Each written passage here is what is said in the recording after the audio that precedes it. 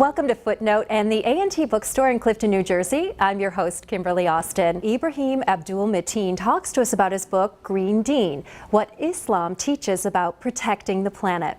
Ibrahim believes that all Muslims can strengthen their spirituality, become more active in their communities, and live better lives by living a green deen. Welcome, Ibrahim. Nice to be here. I really enjoyed your book. But before we talk about the book, I'd love to talk a little bit about you. Where'd you grow up?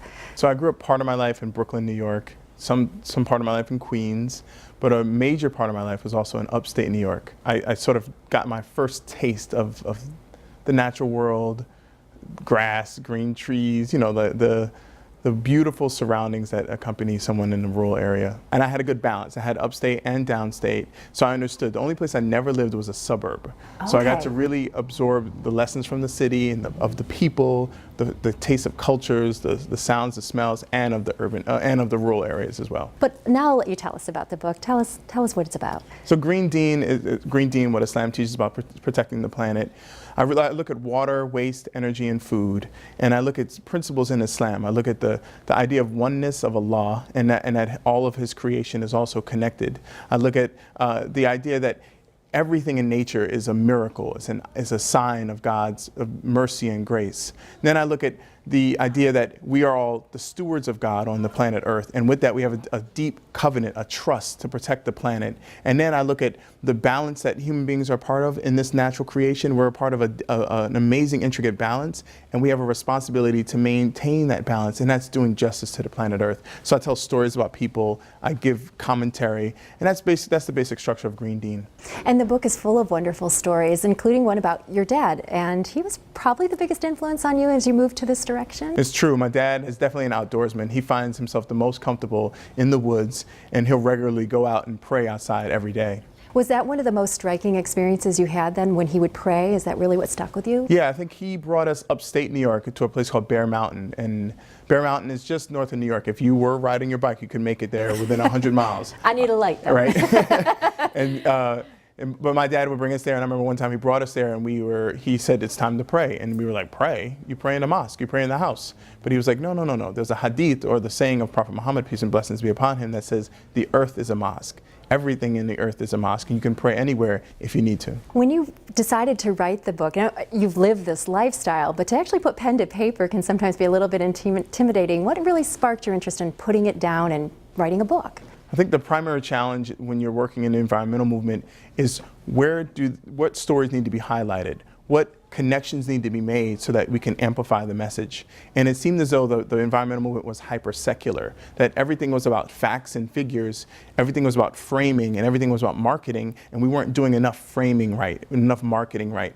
So we needed to have something to connect people's self-interest. Well, a lot of people are people of faith. Christians, Muslims, and Jews, Hindus and Buddhists, people of the Jain faith. And so how can we connect the things that we know scientifically, the things that we know empirically with our faith, and the things that are a part of our heart?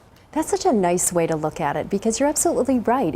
While your book is slanted toward your faith, anyone of any faith can read your book and glean something from it and actually go back to those core values that you're talking about. Yeah, it's true. I was trying to speak to Muslims and of all stripes and colors, you know, Muslims from all different places and all different levels of practice, but also people that don't know as much about Islam, people that are new and are exploring it, but also folks that are completely of another faith, and hopefully there's something that will reflect their own experience. You know, you touched on it briefly earlier, but what are the 6 principles of the Green Deen?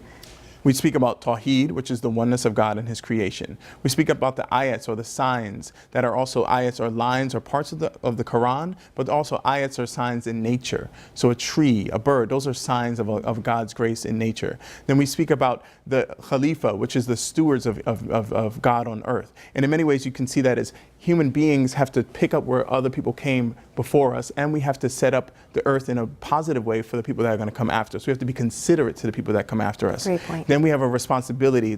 This deep covenant, this trust is a deep one between us and God that says we have to protect the planet, that amana. And then the idea of balance, we call it mizan, and that balance is that we're in a delicate balance within nature. And in disturbing the balance is doing injustice. So Islam and all faiths command us to move towards justice, what we call adl in Islam. And so those are the 6 principles of Green Deen. And as you talk about balance, we'll actually come back and we'll talk more about the balance between the secular and the scientific, and exactly what does the word Deen mean. We'll be right back.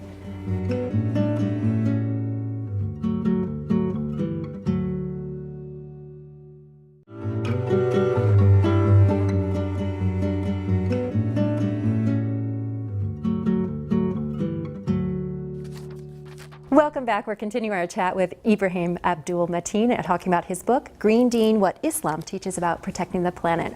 All right, Ibrahim, what does Green Deen mean exactly? Well, we know what the word green means because we're bombarded by messages of the environment and go green every day. So really green has become the catch-all phrase for anything related to the environmental movement. And if you think back, it used to be pollution that we talked about when we talked about being, or acid rain and all these things, and so it's evolved over time. So now we talk about the green movement, and that encompasses all of that. Deen, on the other hand, is a term that it's an Arabic word that means the path or the religion or the way. So you can, so anything is a deen. Christianity is a deen, Judaism is a deen. These are different paths or different ways that you can live your life. It's similar to the word dharma. Oh, okay. So then how does the Green Deen tie together with both the spiritual and the scientific information? I think it's important as, and I'm Muslim, so my context is related to Islam.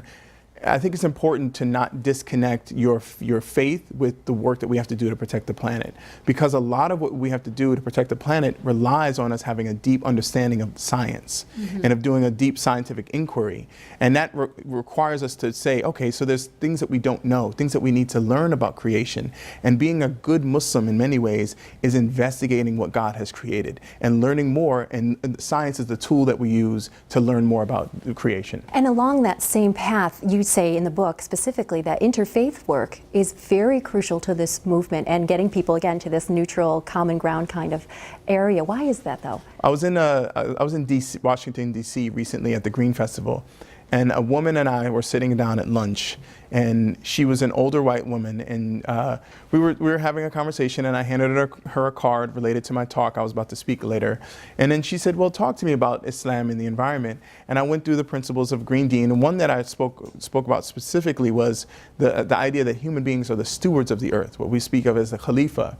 And that resonated for her. She spoke about the opening of Genesis and that human beings have dominion and are to subdue the earth, and that they're supposed to go forth and be fruitful and multiply. And we talked about our shared understanding of the essence of those teachings, that we, instead of dominating and controlling and destroying the earth and pillaging it, we want to leave the earth better than we found it. And that's really, I think, the core of where different faiths can really get together and do some work together. Right. And global warming is, of course, a big topic right now. I won't say a hot topic because that'd just be cheesy. But where can we find common ground, again, now using our spirituality when it comes to that discussion, so we're not arguing about the science? I think sometimes we get caught up in the fear related to global warming. Okay. So I think that if we sort of separate the consequences or the actions, the outcomes from what we call global warming, and those are sea level rise, hotter temperatures, and those come from real human actions. We can address human actions. We don't have to label it anything specific. We can change the way that we pump carbon and toxins into the atmosphere, and we can make a dramatic shift. We just have to agree that those things are actually making us sick. We don't have to agree at what it's called. Okay. We just have to identify, hey, maybe there's a better way to do things. Right. Oh, that's a great point. You also say in the book that this way of life is a political, economic, and this religious imperative. Why is that? I think the essence of Islam and the essence of the example of the Prophet Muhammad, peace and blessings be upon him, was that everything in life is interconnected and that we are whole beings. And the way you live in one part of your life has to be reflected in every other part of your life. And that is the primary challenge of being a human being. Do you practice what you preach? So if you think that it's important to leave the planet better than you found it, if you think that the way we treat the planet is a reflection of the way we treat ourselves, then you would operate from that center, from that core in every part of your life, in every aspect of your being. Right, you can't pick and choose when you want to act out from your faith. For sure, exactly. So you have this wonderful way of describing different energy sources in the book that I thought was very clever, because not only is it effective in teaching us, but for using it to teach children or the older generation that might be a little more set in their ways at this point. Heaven and hell energy sources, what are they? Energy from hell is energy that's non-renewable. It's energy primarily that we take from the ground and we have to destroy things to extract it. And it's also energy that we burn, right? It's dirty, it's not clean. But also, interestingly enough, it survives off of subsidies, right? It's not really a part of a free market. Energy from heaven, on the other hand, is actually energy that is renewable. And that's the key point. It's energy that comes from the sun, from the wind, and there's other sources of renewable energy from geothermal energy. So there's really a way to look at energy in a way that's, do we want to focus on things that we've done in the past that's dirty and destructive, or do we want to find new ways to really harness the best of our abilities on the planet Earth? Absolutely. And when we come back, we'll talk more about renewable sources, as well as more specifically about using the Muslim faith to become more green. We'll be right back after this message.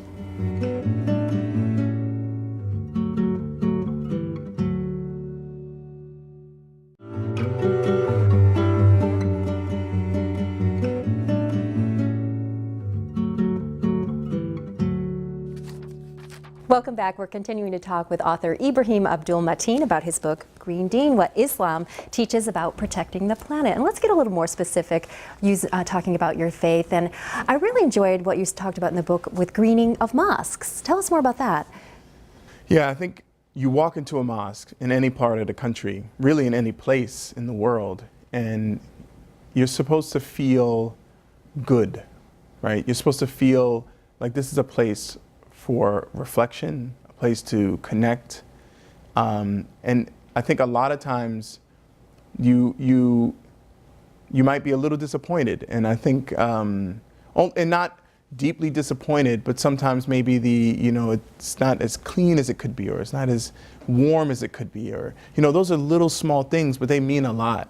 And I think what I mean really by the greening of mosques is, let's make mosques better, right? We don't have to just have a square space or just a general building. We actually can lead when it comes to creating a real vibrant, thriving, healthy building and a healthy place for prostration. Which means that when you go into an urban mosque, it's not about asking, for money for electricity, right? It's asking for money to install a new solar panel system. It's asking for money it's not about asking, for money to build a new mosque. Yeah, maybe it's that, but it's also asking for money to do a geothermal energy study before you build the mosque to see if this is the right place to build the mosque.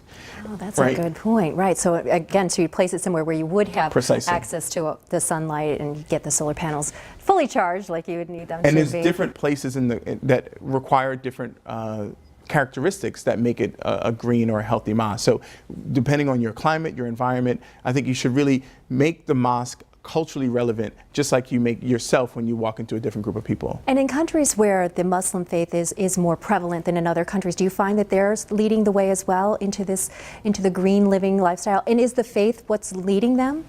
I don't, I'll be frank, I don't know if any time in any place is that the faith is actually guiding any group of people. I think it's actually the recognition that we are in a dire situation ecologically. And the dire situation is, the subtle understanding is that we have disconnected ourselves from nature. And so the green movement is a way for people to reconnect with nature. Sayyid Hussein Nasr, who's the great writer who wrote Man in Nature, he's one of the great writers in Islam and the environment, he points this out very, very poignantly. And just this relationship that human beings have to the natural world needs to be repaired. And I don't know if that's, in Muslim dominant countries, the primary reason why they might be going in certain green directions is mainly because of the economics of it. It makes sense, but that's good. That's a first step. But one of the groups you've actually been involved with is the Aman Group. Correct. Tell us about that. They're the Inner City Muslim Action Network. They're a grassroots organization in Chicago, the south side of Chicago. It's a mixture of Latinos, African Americans, Arabs. It's a real vibrant American mix. It really reflects the diversity of the American community and the American Muslim community. As an aside note, the Muslim community in the United States is the most diverse religious group in the United States. Oh. Iman, one of the projects that I really love about Iman is that they do a re-entry program. So men that are coming out of prison, that want to do right by themselves, that have become Muslim in prison, have a safe space to continue to practice their religion and their faith with fellowship, right? And then they're able to go out and do green retrofitting of homes that have been abandoned. So foreclosed homes that have been abandoned, they're retrofitting those homes, and then they eventually live in those homes. That's fantastic. And along those lines, we'll come back and we'll talk more about not only what Iman's working on, but what can we all do to further ourselves and to make the planet a better place than we found it. We'll be right back.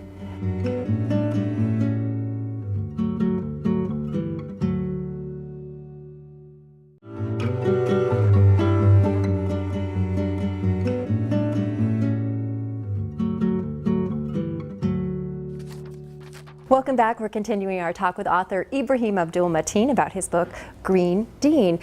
Ibrahim, what is greenwashing? I noticed that in the book. Greenwashing is when people use the framework of being green or being more environmentally friendly just to pull a profit. Okay. So it becomes a marketing ploy instead of a real strategy to protect the planet. And it actually it speaks to the way that we see things, right? You think that you can just buy things and go green. The real question is consumption overall, and what do we choose to use, and why do we do? Is it need versus want? And that's really the challenge. And is that really the basic definition of overconsumption, or is there more to it? The way that I speak about overconsumption in the book relates to the environmental movement. So you wouldn't have an environmental movement if you didn't have overconsumption. So now every single person, every single day has to consume resources just to live, just to survive. But you don't have to overconsume. And there's a break that happens when you start to overconsume and you do things based on material need and greed, right? So corporations start to do things because they feel like they have to get ahead. Then they start to create waste and toxicity. They dump that into the air and the land and in the sea. And then what you see right now is a response to that, right? A response to overconsumption. And every single person on the planet can do something about that. So as a person, where's the best place to start to try to decrease your consumption? You mentioned in the book, home might be the best place to start?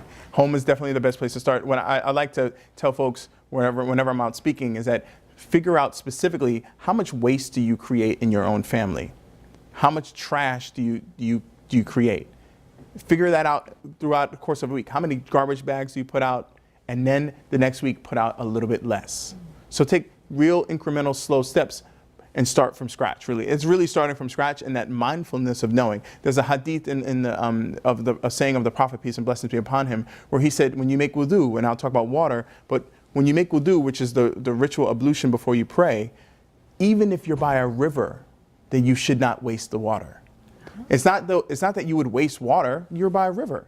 It's that you're supposed to get into a habit of not wasting. Now, also in the book, though, you talk about some green Muslims that are very important and have great stories to tell. Would you share one with us? There's a gentleman named Yasser Saeed, who's in the DC area, who has a company called Green Zabiha, and you can go to greenzabiha.com. And I tell the story in the book of when I first went out with him to get, the first time I went out with him to get a Thanksgiving turkey, and we slaughtered 60 turkeys in the very traditional Islamic way, which is a very somber, deep practice where you are mindful of your role as the steward. You're mindful of that you have this covenant with God. You're mindful of the delicate balance. You're mindful that these are signs in nature, right? You're mindful that you're a part of everything that's in nature in this process. So naturally, you don't want to waste this opportunity. So the slaughtering of the animals was an act of worship.